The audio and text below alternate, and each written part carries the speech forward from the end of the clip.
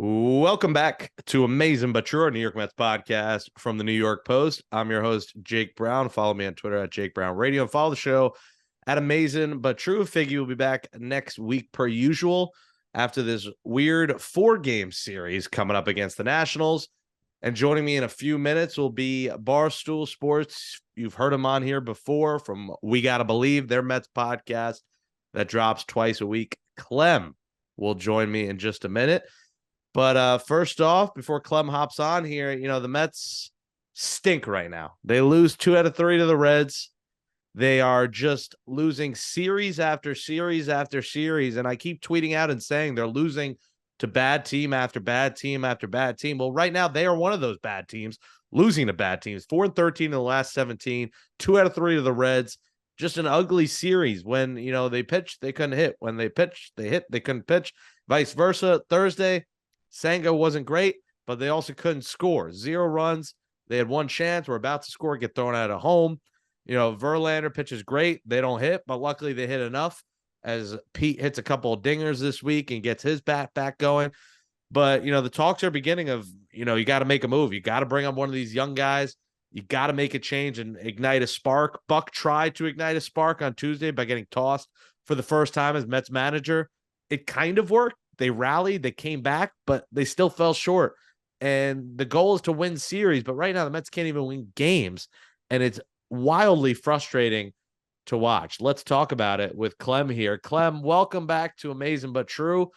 I said what's up to you, and you said not the Mets vibes right now. They are down. It is still early, and I guess there's that at some point it's still early, runs out, that expires like milk. But right now it's still early. But God, this team is just painful to watch. It's painful. It hurts. I don't want to have to rebrand the show Sad But True by like July. That's the old days, the ugly days, the times of the Wilpons. But man, it's just tough. There's no way around it. Quite a drop in New York sports the last few weeks too, like everything was high a few weeks ago. It was all good just a week ago. And then obviously the Rangers, the Knicks are still alive, but even that's on by a thread, and our Amazins are looking less so every single day. I always consider myself the optimistic fan on the Mets podcast. Some would say the dumber of the group, but it's hard to get excited about a team when they just keep losing, and when it's the starting pitching that I think is the root cause of it all, right? I think as Mets fans, we've been kind of blessed, even with some bad teams. We usually had the starting in place. The hitting would just disappear on some teams. The relief pitchers would, kill a 3-2 lead in the 7th, 8th, or 9th. This team, I think it all starts with the starting pitching. Let's just call it the ending pitching. That's basically what it is right now, and it's absolutely killing us. And then when that goes, everything goes. The bullpen's overworked. You have guys who shouldn't be in more than once or twice a week, pitching 2-3 times a week. And then the hitting's pressing, and you get games like on Thursday here, 5-0 final in Cincinnati, lose 2 out of 3 to the Reds. After you lost 2 out of 3 to the Rockies, after you got swept in Detroit, this was supposed to be the easy time, Jake. This is when we were supposed to be eating good, and these teams are eating off of us. And are we the easy team now? I have to ask. Yeah, we look like the easy team, and I'm usually the more positive and sometimes dumber one on this podcast as well. Figgy usually is positive, but it's hard to be positive right now about a team. Yeah, like you said, this was the easy stretch before they had the 14 of 17 series, I believe it is, against teams around 500 or better. These were the series you're like, all right, win this one, win this one. Now you're down to the final one before it gets really tough when the red hot Rays, a World Series contender come in, the Guardians come here. I mean, this thing could get even uglier. You got to go out and beat the Nationals now, because this thing, I'm not going to say rock bottom, but, if you end the weekend, you lose 3 out of 4 to the Nationals, and you're looking at a team, that's 8 or 19 and 23. I mean, they're already they would be in last place. The Nationals would pass them, which is just alarming when you compare rosters, that the Nationals are even in the same conversation as the Mets, and Dom Smith, who has been a better DH option than the Mets DH options right now. The times are not good. All right, so we talk about the offense not hitting. I think, after these series, you have to make a change. And listen, Daniel Vogelbach hasn't been terrible. He's hitting 256. But Mark Canha doesn't belong in the lineup right now at 217. He's doing nothing for you. He's not getting on base even a third of the time. Are you in the camp of call up Vientos or Mauricio? Vientos, 11 homers, 32 ribbies, 353, 444 OBP. Mauricio, 6 homers, 20 ribbies, 338 in 35 games. The issue is these guys don't have really a position, and their position is where they have Beatty and Lindor. Do you call one, both? What do you do here going into the weekend?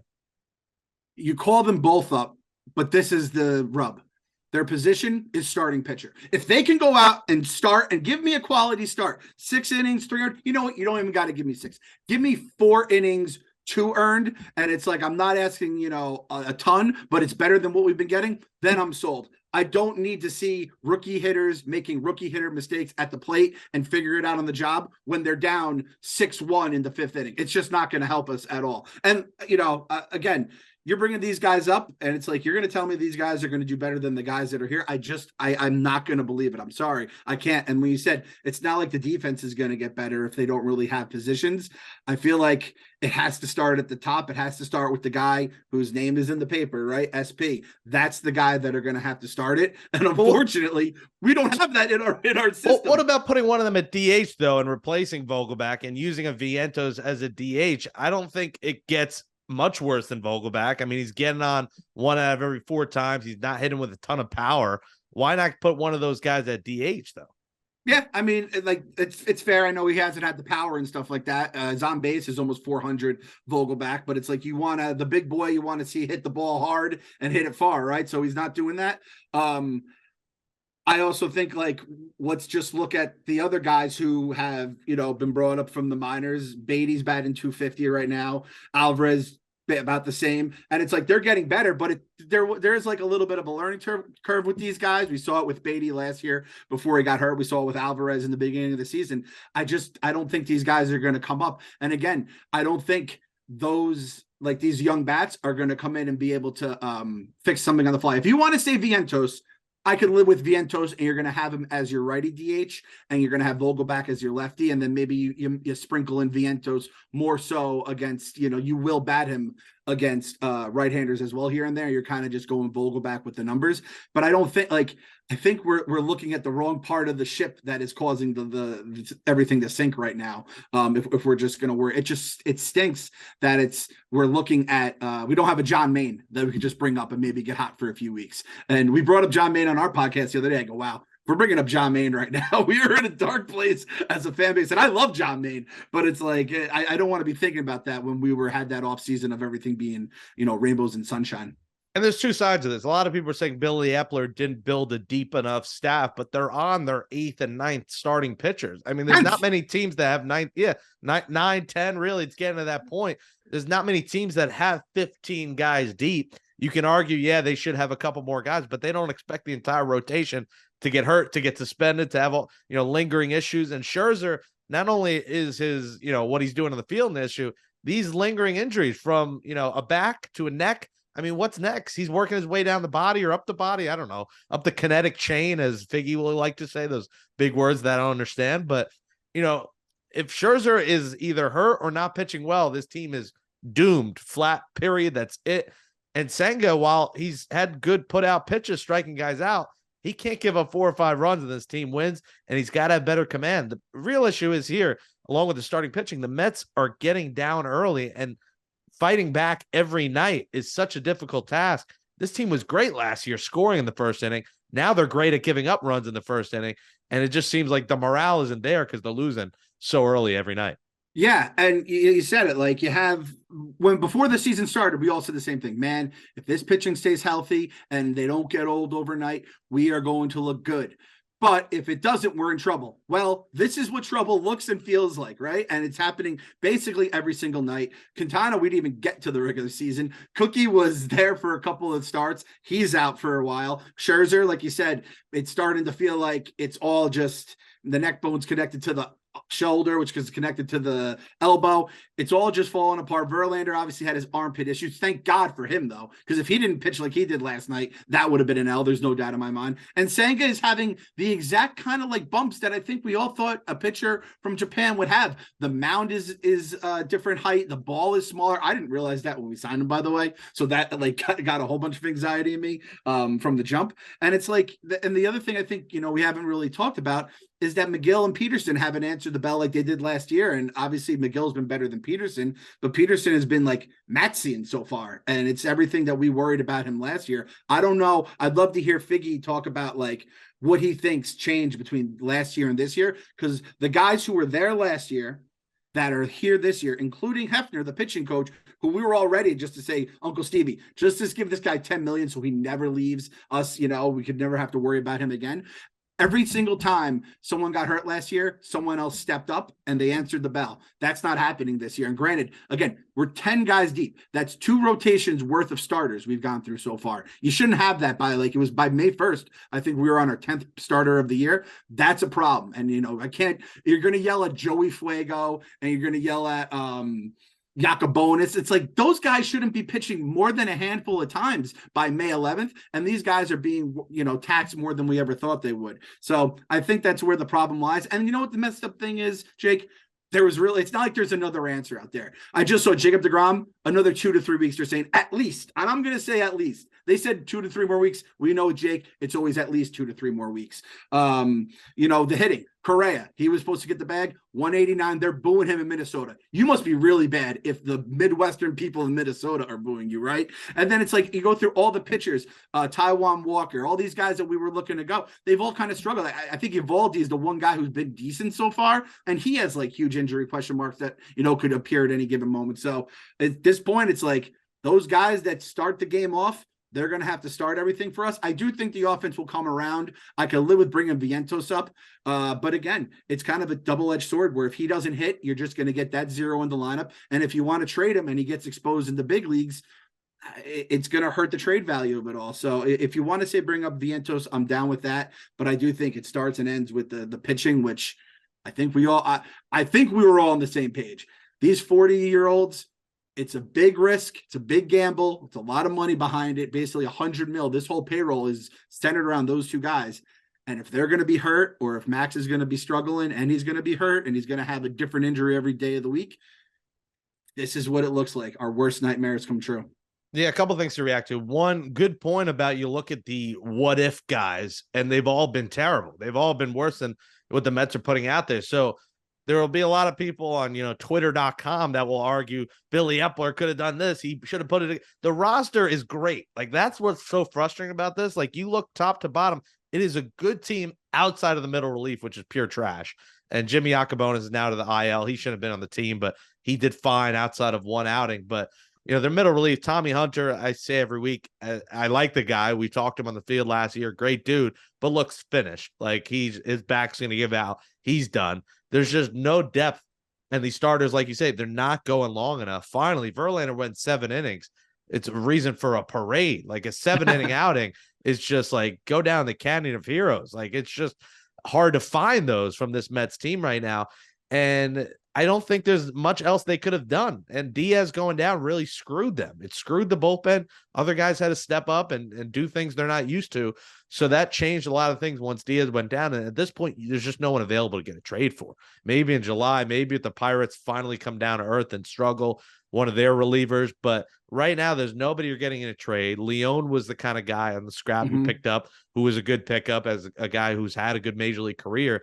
But those don't grow on trees. There's not many just good major leaguers out there as free agents that you could pick up in mid to late May. So, it's going to be one of the guys from the minors getting called up, and then you got to hope Max is okay. Verlander, luckily, was good, but got to get 6 or 7 innings out of these guys, and the bats just got to come together. I just think, the lineup is there, and Alvarez is coming around, so that's good. Pete, a couple homers, that's good. Beatty is now in a little bit of a slump. Nimmo's coming back around again. Nimmo's been fine. Marte is really just like Marte was such a key to this team's success last year. He's been terrible, Clem, and we've talked about it on the show. Maybe he's still hurt, the offseason surgeries. He's not all the way there, but we don't want to keep making excuses. But without Starling Marte at his best, you see what that does to the lineup. His ability to get on base, his ability to steal bases, his home runs. Like, he's not hitting homers, which he did last year and what he's done throughout his career. You expect 20, 25 homers out of Starling Marte. You're not getting that either. Yeah, and I mean, when he got hurt last year, that's when everything kind of fell apart at the end of the season. I mean, you don't want to just say it was all one guy, but man, it just felt like there was a huge hole in the lineup when he was gone, and you felt it with, like I said, the power and the speed. It was all there, and dropping him in the lineup. And I know Buck wants to get him going, but at some point, you're like, is it going to happen? And he's a guy who's older, has had some injury issues in the past, and all that kind of stuff. And you're just like, we built this team around some older veterans. And if they are kind of either having their injury issues or just where they take that big step down in terms of they regress with age, it's honestly, it's a terrifying thought. But again, like it's you don't want to say it's early, but it is. Mother's Day hasn't even come, which Mother's Day is low key like a haunted day for Mets fans. We all know Bill Hall and all the hits from over the years. But can you imagine if like Carlos Rodon was on the Mets and he was, not even showing up? Like Quintana hurts, him just kind of disappearing. That's like a short-term contract, and we didn't go in with huge expectations. Rodon for the Yankees, I don't know if he's going to pitch this year. There's rumors going around and all that kind of stuff. And that was the guy a lot of us wanted.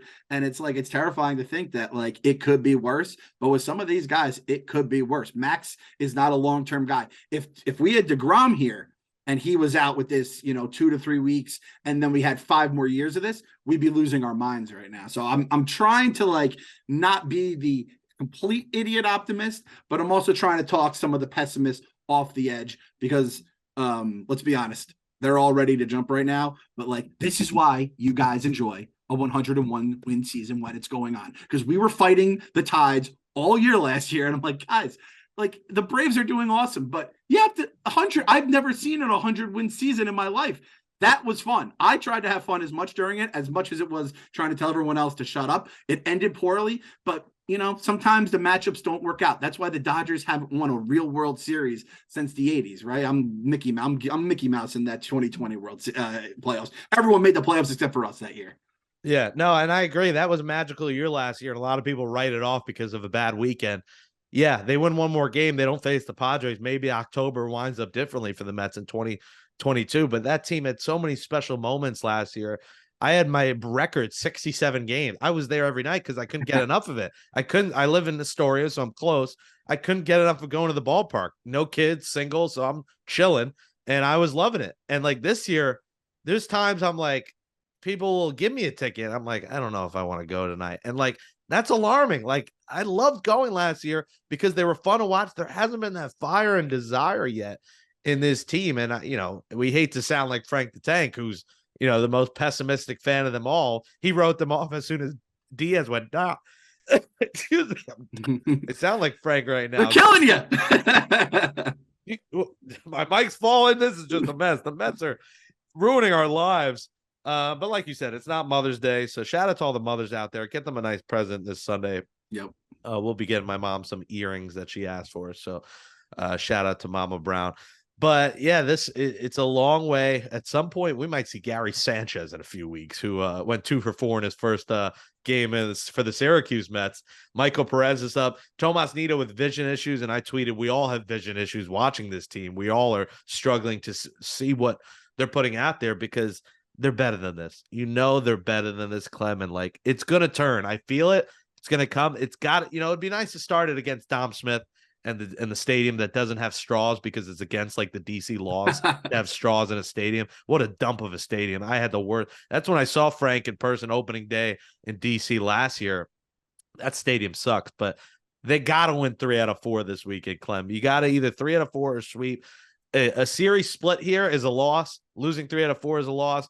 And if you lose all 4, I mean, you'll see both those guys get called up, or one of them. There'll be some move by the end of the weekend if they lose this series. Yeah, that's fair. And to be fair, like I'm not letting the offense off the hook. They were kind of middle of the pack. I think they're 20th now in runs per game, and the starters are 23rd in ERA. So it's like, it doesn't feel like they've been as bad because they're kind of like, they'll get shut out, but then they'll score 6, and then they'll get shut, 1 run, and then they'll go score 7. And then, but you have those games like that comeback that falls short. And you're like, you just need one more hit, guys. But there is a chance they could definitely, I don't think they're going to do Mauricio yet, just because I think he was kind of found money, and I still think they want to know if it's real.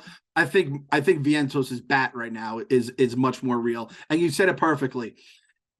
Anything less than 3 or 4 is going to feel like a loss of a series. I think there was a Marlins series where They took 2 out of 3, or it was something like that. And it felt like a loss of a series because it felt like they should have swept them. I think we now have to dial back our expectations of this team a little bit. But they got Gore, who already pitched well against us, but they don't have Gray. They don't have to face Josiah Gray. So it's like you're not facing the best the Nats have to offer, which is like almost feels like an oxymoron as I say it. But I'm looking here. It's McGill, it's Joey Cherv, it's Verlander, and it's good old TBD, man. Whole lot of TBDs pitching for us this year, and it's only mid-May. Well, in the broadcast, all 4 games said TBA. Those are the guys going, but we don't know which day and where. So a lot of TBAs, TBDs, whatever you prefer over the weekend, plus cash considerations, all of our favorites in Wilpon Mets land. So, Max has got to be out there. Max has got to get back because at this point, why not just put him on the IL? If he's going to be out 6 days, why not have him sit for 10 days and get that neck right? Yeah, like your boy Figgy says there, the kinetics of everything, the neck bone's connected to the shoulder bone, like get right and don't go down again. That's all you can ask for Max at this point. I just had to call it out too. You said it perfectly, man. Like there's certain things that give me the Wilpon vibes. And I'm not saying this is Wilpon. I think anyone who says this is the Wilpons doesn't remember what the Wilpons was like. But when your catcher goes down with a thing called dry eyes, that's Wilponsian. That's anal fissures 2.0. Like we lived it with Kaz Matsui, Desert Valley Fever with our guy Ike Davis. We've been through it where it's like the absurd diagnoses. What did Noah have? Hoof and foot disease or foot and mouth disease? Hand, foot, and mouth disease. Yeah. Like it's starting to feel a little like it where Nito has a thing called dry eyes disease. It's because he's crying because he has to catch these guys every single night and he has to catch 6 different bullpen guys. I heard who is our 4th inning guy, that's when there's a problem. I'm all for shortening the starters in terms of stuff, but when you have a 4th inning guy, that just means your starters aren't even trying. They're not even showing up. They're not getting off the bus. Yeah, either he might just be getting stoned too much and he's getting dry eyes from trying to deal with working for this team. A lot of people saw that. They're like, that was me on 420 at 11 p.m. What do you mean? What are these vision issues you're talking about? Get the Visine ready. You got to stay strapped with Visine at all times. I'm going to get them as a sponsor for the show now. Tomas Nito segment sponsored by Visine. All right, for this weekend against the Nationals, go win 3 out of 4. Go beat Dom Smith, who the famous clip that I posted of Dom Smith did grab my butt cheek once in the dugout. When a ball hit me in the butt as I was sitting there interviewing him. So thank you, Dom Smith, for that butt cheek grab. And I hope you go 0 for 16 this weekend. Well, a funny thing, Wednesday night at Marquee, I saw Matt Harvey outside, and he is in the news because he retired last week, and we didn't get really to react to it. Not surprising. He retires. He's still at the club with models, popping, top shelf bottles. He made enough money. He could really do what he wants. But what's your feel on the Harvey career, the Harvey era? Because when he was on, it was one of the most magical times ever, but it was only really 2 years and really 2015. And we'll always have the memory of, the 9th inning, him begging to go back out there and him kind of blowing it there. That could be a Terry Collins thing, but it was hard to take him out. I mean, he was begging to stay in. He was dominating and he got the ovation when he came back out there. But what's your feel on the Matt Harvey era? Yeah, there's 2 things. One, it makes me feel old, even though I think his career was cut short. When a guy like Matt Harvey comes up and, I was already at that point, Dark Knight, but I just feel sad more than anything. Cause it's like, how much he was angling for the payday. And I know he did a lot of stupid stuff. There was probably a little bit of diva, you want to talk about Wilpon stuff. It's like the pee stuff, the bladder, he's holding his pee too long. Is it an STD? And this is the kind of stuff we were scrambling about like every day. I also think he was in an organization run by idiots. I think if they had the kind of infrastructure they had with Uncle Stevie, I think a guy like Harvey would have been able to thrive and he would have gotten his payday. But, it's all said and done. I just feel like it's like, what did they say in Bronx Tale? I'm so happy I just quoted Bronx Tale out of the blue. The saddest thing in life is wasted talent. Like, it just feels like that. He wanted to get that payday too. And to his credit, if he doesn't pitch in 2015 during that stretch run and into the World Series, maybe his, career ends up differently, but he did it for the team and, gave us all those memories. The Harvey's better with, Strasburg, who's another guy who kind of just hit that. Obviously he got the ring and everything and he got the bag too. So I just feel sad for him, but hey, man, He's living a better life than I am right now. I got my kids screaming at me here. I'm trying to figure out how I'm going to pay for my driveway to get paved. I don't think Matt Harvey's losing any sleep about paying for his driveway to get paved or anything like that. Yeah, career earnings just under $32 million. So, if he got that one more big payday and got a 4-year, $80 million deal or something, that would have been big. But hey, he got that one big year out of the Angels. He got a few nice years of 4 or 5 million out of the Mets. And when it's all said and done with his signing bonus of $31,845,000 and 820. Or I can't even do that. That's a lot of millions. I don't know. 32 million, we'll call it. That's a lot of numbers. 9-figure money, not a 8-figure money, not a bad life for Matt Harvey. So yeah, I agree. And there was the times I would bring the little pitch stick thing that had his cutout on it, and I'd bring it to the stadium and wave it. You have, there was the Dark Knight. Everyone had the Batman, the mask on. It was an experience. Happy Harvey Day was a real special thing for that one year. I mean, it was just like DeGrom, but I don't know. Harvey Day almost beat DeGrom Day that one year, right? No, 100%. Like, I'm not going to compare like the watching Harvey pitch to DeGrom, because DeGrom at his app, it's the best pitcher I think I've ever seen in my life, right? But Harvey Day was we were so low as a fan base, and it was hope. And like, when you have hope, when there's not a ray of sunshine for years, basically, and that ray of sunshine comes and you go and you feel it and it's warm.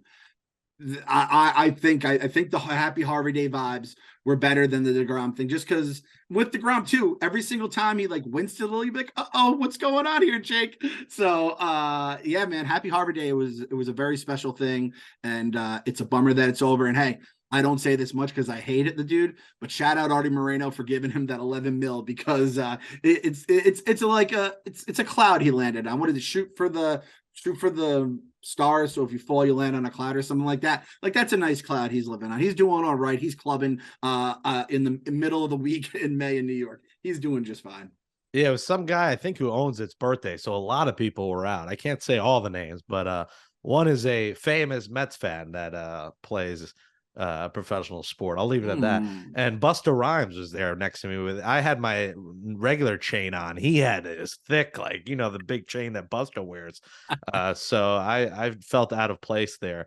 But good to see Harvey still enjoying life. Well, Mets Nationals, go take the series, please. And yeah, I don't want this whole season to be talking about losing to bad teams, underachieving, because there's just too much talent there. So you're on the side of they will right the ship, and you like what they have. You're not on the Frank the Tank, the Mets are winning 50 games season. Nope. The name of the podcast is called We Gotta Believe, because we gotta believe. With this team, I've seen way too many darker days that somehow turned into 75 and sunny. I'm gonna believe, because it's like, if not, I might as well just start, NFL schedules coming out. I could just look at that and, just worry about the basketball playoffs. But it's like, if I'm gonna be in for it for the whole summer, I might as well. You got to believe something's going to turn around when it's all said and done. But at the same point, KFC said it like 2 episodes ago. He said, "Let me tell you a little preview for the next series, Clem. We're going to think we're better than this team. We're going to lose 2 out of 3. And then we're going to wonder if we're actually the bad team." And you know what? Since he said that, we've lost 2 out of 3 to the Reds and to the Rockies. And now you got the Nats for 4. So I'm just going to say, like, I'm going to be cautiously optimistic if starting pitching ever figures it out. That's my final answer. I'm with you, Jake. Yeah, let's go. Let's turn this around. Let's sweep the damn Nationals, sweep Dom Smith, and then Citi Field could be rocking. Listen, the Ray series is great, and Guardians, we got Sunday Night Baseball that weekend. That Mets Guardians is Sunday night, and then Cubs, Rockies, Phillies. It's a tough month. Even the Rockies aren't easy, as we saw last weekend at Citi Field. So the tide turns now, this second. Mets, go win. You give out these stupid robo-knit little doll things. Look at this thing. That's a freaky thing, man. That game got rained out. We were going to get the Mr. Met one. That is creepy, man. That's like a voodoo doll. We don't need any voodoo dolls, man. We're getting hit by all the voodoo right now. It's no bueno. Isn't this like the worst promotion of all time? Like, imagine lining up at Citi Field and be like, I need this. Like, literally the star of the next Mets horror movie. Well, Clem, appreciate you coming on. And Mondays and Thursdays, but twice a week, you guys usually drop your shows. We Gotta Believe. Go check that out. And follow him on Twitter at the Clem Report. Hopefully, we'll check back in with you later in the year when the Mets have turned this thing upside down. Boy, they turned me. That was back when you were born and back when Diana Ross, right back in the day. Thanks for coming on. Amazing but true, bro. Thanks for having me, man. We're doing this together. If it's me and you by ourselves, we're turning the vibes around. I hear the kids fighting upstairs. They're about to get yelled at because daddy is mean when the Mets are losing. So make me happy, Mets. Come on, let's go. Go be a father now. Go do your fatherly duties. Take care of your kids. We'll close out this episode next. All righty. Great stuff there from Clem. We are keeping it positive. The mojo, the vibes. If they lose to the Nationals, it's going to get ugly, though. If you lose to the Nationals, it's going to get ugly because, like I said, it gets tougher. And then June, the schedule in June is daunting. It is a scary schedule for the Mets in June, where you are facing playoff team after playoff team after playoff team after playoff team. So beat the Nationals 3 out of 4 or sweep, and then you return home, and then we'll see what they do. They'll probably lose to the Rays, but maybe, a couple wins here will spark them. It takes a few wins. Last year, the Mets were resilient, where they didn't lose 3 games in a row till like July or August, whatever it was, and they kept winning series. This year, there's just a lot of losing multiple games in a row where it's hard to get positive mojo because they're just not going on any sort of win streaks. That'll say goodnight to episode 144 of Amazin But True, our Mets podcast from the New York Post. Thanks to Andrew Hartz for helping me produce the show. Subscribe to Amazin But True on Apple Podcasts, Spotify, Stitcher, Google, Amazon, wherever you get podcasts. Give us a 5-star rating, write in a nice review, and subscribe to the New York Post Sports YouTube page. If you're watching us there now, give us that thumbs up. Comment below. How you feeling about the Mets? Do you want them to call up Vientos and Mauricio, one of the two? What do you want them to do here? There's not many options. You got to go internal. So comment below on YouTube. Go to that Amazin But True playlist. Follow that so you get updates when we drop new episodes and new clips. And we'll be back at the ballpark, of course, next week for that good series against the Rays, and then Cleveland coming to town. That's another good series. Follow us on Twitter at Amazin But True, and follow me at Jake Brown Radio. Well, the Knicks are keeping us alive. Wednesday was electric. The game and then marquee after. I mean, all the stars were out. It was a night. That's probably why I was struggling a little bit today to make it through. But I'll recover over the weekend, hopefully. Although if the Knicks win Friday, Game 7 Monday, oh, baby. That's going to be good. And next Monday, you'll see Nelson Figueroa, my co-host. Make sure you tune in. If the Knicks don't play, you'll have extra time to watch. 7 o'clock on Pix 11. It'll be Figgy and Mark Malusis. So their new daily show, 7 p.m. weekdays, starts on Monday. So might have to hit the DVR and watch that one and critique my co-host as he is putting polls out about the Knicks. Like he's got to become an overall New York sports guy. It's not just the Mets, Figgy, in town. A lot of other teams to cover.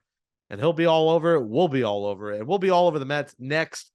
We should drop our next episode on Tuesday. Like we said, 4-game series, Monday afternoon. We'll see about Monday night if the Knicks play. Obviously, I'll be at Game 7.